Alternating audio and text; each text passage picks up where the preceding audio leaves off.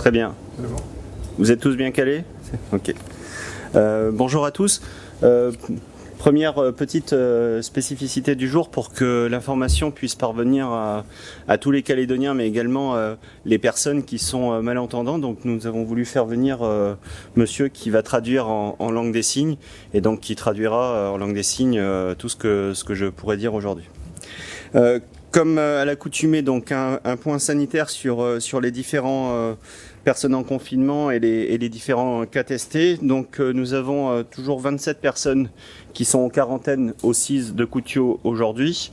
Et je viens de l'apprendre à l'instant, je vous avais annoncé hier que 2 phases de tests étaient réalisées chaque jour, donc une en matinée et une en après-midi. Et donc nous avons eu l'information qu'une personne en plus a été testée positive dans la matinée. Sur les 3 cas d'hier et sur le nouveau cas d'aujourd'hui, c'est des personnes qui soit sont des personnes importées, soit des personnes qui ont été en contact avec des personnes qui ont été testées positives. Et, par respect pour leur vie privée, je retracerai pas le parcours de ces personnes-là parce que c'est un petit territoire, c'est petit la Nouvelle-Calédonie et pour leur sécurité, nous préférons garder un certain anonymat pour les préserver. Donc sur la stratégie de dépistage qui est mise en place par le gouvernement ces derniers jours, donc on est sur une stratégie de dépistage élargie à des personnes symptomatiques. Vous l'avez vu ces derniers jours, nous sommes passés de tests de 4 personnes il y a quelques jours à hier 70 personnes dans la journée qui ont été testées. Notre but est vraiment dans la stratégie de confinement qui est mise en place, de tester le maximum de personnes pour pouvoir les isoler et ainsi bloquer l'épidémie de virus en Nouvelle-Calédonie. En fonction de la nature de ces symptômes, la personne est testée directement au Medipol. Le processus qui est mis en place aujourd'hui par la Nouvelle-Calédonie, vous l'avez vu, il y a certaines tentes, je sais qu'il y a certaines personnes qui sont interrogatives, qu'il y a des tentes devant le Medipol, mais il y a également des centres qui sont mis en place à Koné, Pointe-Dimier et Koumak pour justement que les personnes contactent leur médecin traitant. Donc je le redis, si vous avez des symptômes, fièvre, toux, mal de gorge, appelez votre médecin traitant et le médecin traitant vous fournira une ordonnance qui vous permettra d'être traité directement dans un des centres que j'ai évoqués, donc au Medipol, à Koné, à Pointe-Dimier et à Koumak, pour être bien présent sur l'ensemble de la Nouvelle-Calédonie. Ce qu'on souhaite, c'est identifier le plus de personnes possible pour les isoler au mieux. J'ai évoqué également hier la question de la procédure de transfert des personnes dans les hôtels. Tout d'abord, je souhaiterais au nom du gouvernement avoir une pensée particulière pour les personnes qui sont dans les hôtels. C'est une privation de liberté, c'est quelque chose qui est pas facile à vivre. Et donc, sachez que nous mettons tout en place pour améliorer votre confort et vous permettre de rentrer chez vous dans les meilleures conditions. Et donc, cette procédure est mise en place on a toujours environ 1000 personnes qui sont dans les différents hôtels calédoniens. La procédure qui est mise en place repose sur des critères bien spécifiques, c'est-à-dire que les personnes qui ont été placées en confinement dans les hôtels sont des personnes qui ont été qualifiées à risque, donc il convient de mettre en place une procédure qui est vraiment particulière. Donc les personnes qui seront ramenées au cas par cas chez eux à leur domicile devront respecter plusieurs critères. Premièrement, justifier du fait de pouvoir respecter un confinement à domicile sans contact avec des personnes. C'est quelque chose d'extrêmement important. Si la personne ne peut pas justifier d'un confinement strict à domicile sans mettre en danger d'autres personnes, la personne ne pourra pas sortir. Les personnes feront l'objet d'une évaluation individualisée de la part des affaires sanitaires pour voir qu'ils n'ont pas des symptômes qui pourraient être liés au coronavirus. Donc le respect de ce parcours individualisé fait par les affaires sanitaires et sociales est quelque chose de prioritaire. Donc et enfin sur le troisième point, celles qui sont encore dans les différents hôtels et qui ne pourraient pas répondre aux 2 critères que j'ai cités, ces personnes-là se demeureront de manière confinée dans les différents hôtels. Je le redis, je sais que c'est difficile pour ces personnes d'être privées de liberté, donc nous avons une pensée particulière pour elles, pour qu'elles puissent vivre dans les meilleures conditions possibles. J'ai une pensée particulière également pour tous nos services qui sont mobilisés pour assurer justement ce confort le mieux possible, les services de la Nouvelle-Calédonie, mais également les différents bénévoles dont j'ai évoqué hier le service au service de ces personnes. Sur la partie économique, je sors d'une réunion avec les différentes organisations patronales, syndicats de professionnels et les organisations de salariés pour tenter de les rassurer sur la mise en place de ce qui va être proposé par l'État, la Nouvelle-Calédonie et les provinces pour répondre au mieux à la situation économique qui est liée aux mesures de confinement qui ont été mises en place. Nous avons souhaité pas attendre les périodes de confinement pour commencer à préparer ce plan. Donc du coup, nous ne sommes pas en avance, mais nous sommes prêts à mettre en place des mesures qui permettront de maintenir l'emploi et maintenir l'activité professionnelle. La situation évolue chaque jour et donc nous impose de devoir anticiper un certain nombre de choses. Le Premier ministre indiquait ce matin aux Français que nous apprenons chaque jour avec cette crise. Le monde apprend chaque jour avec cette crise. La Nouvelle-Calédonie n'échappe pas à cette règle. Donc ça nous impose de nous adapter également sur la question économique. Donc j'ai pu vous indiquer hier que nous avons les institutions calédoniennes, gouvernement et province, fait un courrier à l'État pour demander son assistance au niveau financier pour nous accompagner dans ce plan. L'idée est de mettre en place un plan de chômage partiel qui serait renforcé, c'est-à-dire qu'aujourd'hui c'est 66% du SMG. L'idée, ça sera demain 84% du dernier salaire à hauteur de 4,5 fois le SMG pour les personnes qui sont en SMG 100% du dernier salaire net. Donc c'est une mesure qui est extrêmement proactive pour préserver les salaires des différents employés. Des mesures de décalage des différentes charges fiscales et sociales et enfin des aides directes qui seront allouées directement par l'État et les provinces aux entreprises pour maintenir l'emploi et garantir la trésorerie des entreprises. Notre double priorité sur la gestion de cette crise, c'est bien entendu de protéger tous les Calédoniens partout en Nouvelle-Calédonie et de mettre en place les mesures sanitaires qu'il faut, mais c'est également de préserver une activité économique qui permettra quand on sortira de cette crise, d'avoir un tissu économique qui est préservé et des emplois qui sont préservés. Vous le savez, avant-hier, le président du gouvernement et le haut-commissaire ont indiqué que la Nouvelle-Calédonie serait en confinement à partir de hier soir minuit, ce qui est le cas. Le haut-commissaire a précisé ces mesures de confinement hier lors d'un point presse qui était dédié. L'idée est de reproduire là aussi ce qui est fait en métropole. La métropole est dans un stade plus avancé de l'épidémie qu'en Nouvelle-Calédonie. Malgré tout, nous avons souhaité en Nouvelle-Calédonie prendre des mesures aussi drastiques pour stopper cette épidémie et que les Calédoniens soient préservés le plus possible. Je sais qu'il y a des incompréhensions. C'est un dispositif qui est exceptionnel, qui est un dispositif qui évolue au fur et à mesure des problématiques qui nous arrivent et qui est flexible pour offrir une dimension proportionnée à la crise que nous connaissons. Mais je souhaitais rappeler aujourd'hui les grands principes. Le premier principe, c'est rester chez vous. Restez chez vous dans la mesure du possible, limitez les déplacements que vous pouvez avoir s'ils ne sont pas essentiels. Le principe de base est que tout n'est pas autorisé. Pour les commerces qui reçoivent du public, les commerces du public sont fermés. Les commerces qui reçoivent du public sont fermés, sauf une liste qui est définie sur le site du Haut-Commissariat et sur covid19.nc et sur le site du gouvernement, qui fixe les commerces recevant du public qui doivent assurer un service essentiel, qui peuvent rester ouverts. Pour ce qui concerne les autres entreprises qui reçoivent pas du public, celles-ci peuvent rester ouvertes à condition de respecter les gestes barrières et que les conditions soient mises pour préserver les salariés. Je compte sur les organisations patronales et les organisations de salariés pour travailler ensemble justement à la préservation de l'activité et à la préservation des salariés. C'est quelque chose qui est extrêmement important si on veut sortir de cette crise de manière renforcée et que l'activité économique puisse perdurer. Vous avez pu le constater, nous avons lancé hier soir covid19.nc avec un certain nombre de questions qui peuvent être posées sur le site, un site qui est aujourd'hui plus pratique pour que tous les Calédoniens puissent s'informer le mieux possible sur l'enseignement, sur l'économie, sur les transports, sur leur activité quotidienne.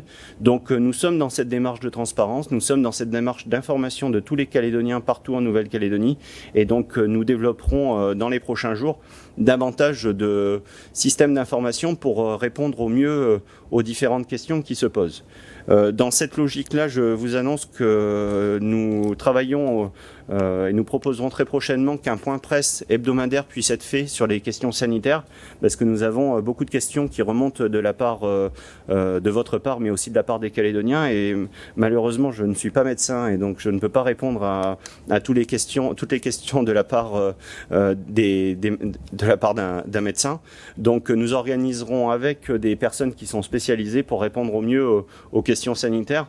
Donc ça fait la transition avec la deuxième partie de ce point presse que sont les questions. Donc je vous demande d'essayer de me poser les questions auxquelles je peux répondre sur la partie opérationnelle des mesures qui ont été annoncées par le haut-commissaire et le président du gouvernement.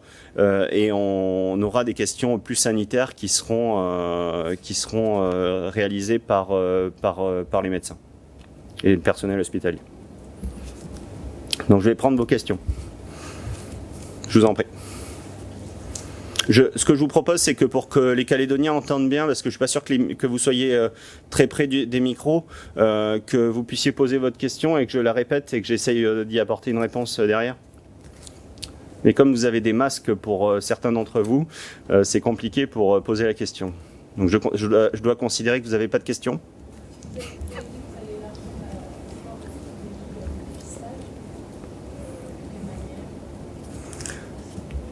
Oui, la question, c'est, si je la reformule bien, c'est, j'ai annoncé tout à l'heure qu'il y avait une stratégie d'élargissement du dépistage. Ce que j'indiquais tout à l'heure, on est passé de 4 tests il y a quelques jours, aujourd'hui plus de 70 dans la journée. On a réalisé une commande de 15 000 tests supplémentaires qui nous permettront d'augmenter la fréquentation le taux de tests qui est réalisé par jour, et avec les 4 centres que j'ai pu citer tout à l'heure. L'idée vraiment est de passer par le médecin traitant, je le rappelle, c'est bon de le rappeler, et que le médecin traitant puisse fournir une ordonnance pour se faire dépister. À propos des cabinets, est-ce que vous avez constaté, est-ce que vous avez des remontées sur un afflux de personnes qui se sont rendues chez les généralistes depuis le début de la semaine? Oui, on a des remontées sur le fait qu'il y a des personnes qui se sont de plus en plus testées. On le voit au final dans les tests qu'on réalise. Malgré tout, il y a une mauvaise grippe aussi qui court en ce moment, qui fait qu'il y a beaucoup de problèmes ORL, mais c'est pas une raison. C'est-à-dire que si vous avez des symptômes, si vous avez de la fièvre, si vous toussez, si vous avez mal à la gorge, si vous avez des débuts de diarrhée, n'hésitez pas à appeler votre médecin traitant pour être testé. Il y a des tentes qui ont été installées devant le Medipôle. Concrètement, elles vont servir à quoi? Comment ça va se dérouler? Parce que là, on est sur la partie opérationnelle. Oui, donc vous évoquez les tentes que j'indiquais tout à l'heure. Très clairement, ces tentes qui sont devant le Medipôle sont sur cette campagne de dépistage supplémentaire. Mais donc c'est pour accueillir les nouvelles personnes et pour justement qu'il y ait un traitement correct des personnes qui viennent se faire dépister.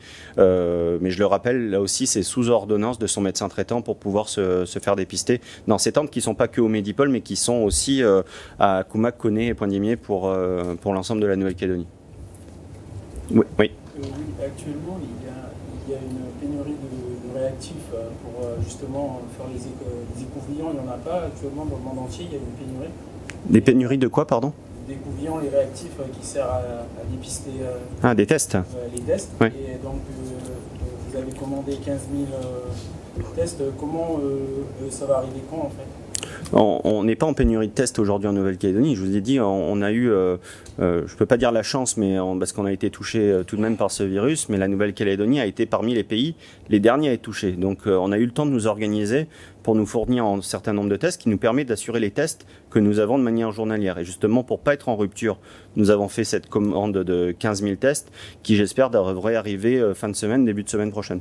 Enfin, nous mettons tout en œuvre, tout en œuvre pour récupérer ces tests. Ensuite, avec les différentes frontières qui sont fermées dans certaines zones, nous sommes en train de caler de manière le trajet pour les faire venir. Mais ces derniers tests devraient arriver rapidement.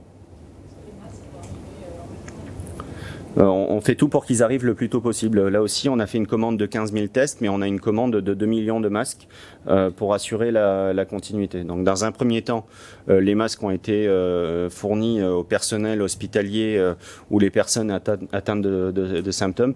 Et donc là, l'idée est vraiment de pouvoir avoir des masques supplémentaires et d'être extrêmement proactif. La Nouvelle-Calédonie en commande, les provinces en commande. On fait une commande groupée pour qu'on puisse les récupérer de manière groupée et qu'ils arrivent tous au même moment en Nouvelle-Calédonie. Là aussi, j'espère fin de semaine, début de semaine prochaine. Vous avez déjà répondu, enfin vous aviez répondu à la question, il me semble, les précédents jours, mais on a beaucoup de questions sur l'usage de la chloroquine. Qu'est-ce qu'il en est ? Ce qu'il en est, c'est donc je vous ai dit, ça a été évoqué dans le comité d'experts pour voir les effets de la chloroquine. La chloroquine va être testée de manière plus importante en métropole pour voir ses effets. On a eu des effets qui étaient bénéfiques dans les premiers tests qui ont été réalisés, mais le gouvernement français a choisi d'avoir un test beaucoup plus large pour en voir les effets, mais la Nouvelle-Calédonie n'attend pas et une commande a été réalisée. Le rapatriement à domicile des gens qui sont en mesure de confinement, c'est parce qu'il n'y a plus de place dans les États-Unis. Vous n'avez pas attendu une semaine, entre guillemets, la fin de la quinzaine de confinement. Il y a un souci de ce côté-là. Est-ce qu'il y a, avec les nouveaux arrivants par avion, au niveau de cette semaine par exemple, beaucoup de cas encore à venir qui vont être mis que ça confinement? On a aujourd'hui à peu près 1000 Calédoniens qui sont en attente de rentrer en Nouvelle-Calédonie. Donc un plan de rapatriement est en cours d'élaboration et on en parlera ce soir à 17h dans la réunion intercollectivité réunie autour du président du gouvernement et du haut-commissaire. L'idée est de pouvoir les faire rentrer dans les meilleures conditions sanitaires possibles. C'est-à-dire que nous, dans le plan de rapatriement, les conditions sanitaires sont importantes. C'est-à-dire que savoir s'il y a un placement dans des hôtels ou s'il y a un placement en confinement strict. Donc l'idée est quand même de prioriser. C'est terrible à dire ce que je le dis et je sais que ça déplaît, mais notre but est d'être transparent avec les Calédoniens sur cette question-là. Il y aura une priorisation des gens qui vont rentrer dans un premier temps. Ces critères sont en train d'être établis, mais les personnes qui sont dans un état sanitaire autre que le coronavirus, bien entendu, mais qui sont des problèmes cardiaques ou des problèmes qui nécessitent des soins seront rapatriés de manière prioritaire, ou d'autres personnes qui pourraient être utiles au dispositif de santé. On sait qu'on a des médecins qui pourraient agir localement, qui sont bloqués à l'étranger, et donc notre idée est vraiment de rapatrier ces personnes pour qu'ils soient sur le terrain pour protéger les Calédoniens, mais je préciserai ce plan de manière globale qui est en train d'être construit par la cellule, notamment transport, en collaboration avec Air Calin, pour être le plus précis possible. Je sais qu'il y a des vraies attentes. Dans l'attente, les provinces se sont, notamment la province sud, s'est organisée en matière de sa compétence d'assistance sociale. La province sud nous a indiqué que dans son recensement pour les différentes personnes, ils alloueraient une allocation de 50 000 francs par jour pour les personnes, pour leur permettre de se loger et de vivre correctement. J'ai pas encore les remontées des autres provinces, mais c'est sur quoi on essaye de travailler. On a une question, il y a beaucoup de cas particuliers de personnes qui nous envoient des questions qui sont encore à l'étranger. Nous aussi. Et notamment en Australie, les personnes se demandent si elles doivent se rapprocher d'un aéroport parce qu'elles se trouvent dans un état et que cet état va être fermé à la circulation. Qu'est-ce qu'elles doivent faire ? On communiquera de manière précise sur le plan de rapatriement quand il sera finalisé, donc on travaille dessus ce soir. J'espère pouvoir vous en parler demain après-midi à 15h, mais je ne donnerai pas des fausses informations à ces personnes tant que j'ai pas la réponse.